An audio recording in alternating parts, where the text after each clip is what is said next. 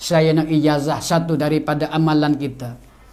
Perhati ibu-ibu dan bapa supaya dapat rahmat dan hikmat dan barakah di sisi Allah Subhanahu wa taala terhadap kita. Barang siapa menghidupi dalam ayat 1000 dinar ni.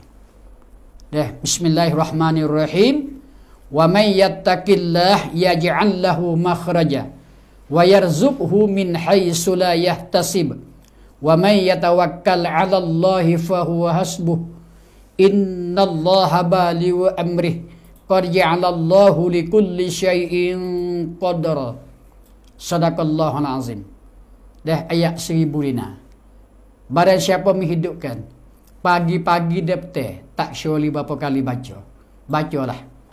Tapi kita kata paling sekurangnya pagi 3 kali, petang 3 kali. Nah, lepas subuh kita baca. Pilih 3 kali, dan lepas semaya sah upamanya lepas mengarik 3 kali. Nascaya rezeki kita hok payah hok terkunci. Rezeki hok terkunci orang panggil. Walhasil tu qada dan qada Allah menjadikan asbab. Dengan izin Allah Taala kita akan beramal dengan ayat 1000 dinar, insya-Allah Taala membuka rezeki semula klik.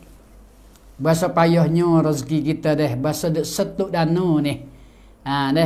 Bacalah kita. Beramallah kita dengan ayat suci Al-Quran sebagai ayat 1000 dinar. Mana saya baca sana, wa may yattaqillah hingga sapanya wa huwa ala kulli syai'in qadra.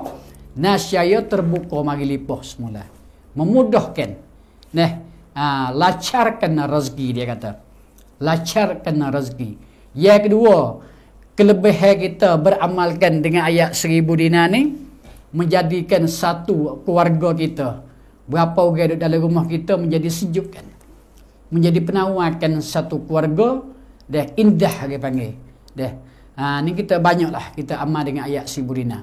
Manakala yang ketiga, jauh daripada hasad-hasad, sihir-sihir, hasad lagi oleh mereka. Dia banyaklah jiran-jiran, teman saudara kita terhadap dengan kita kasih sayang.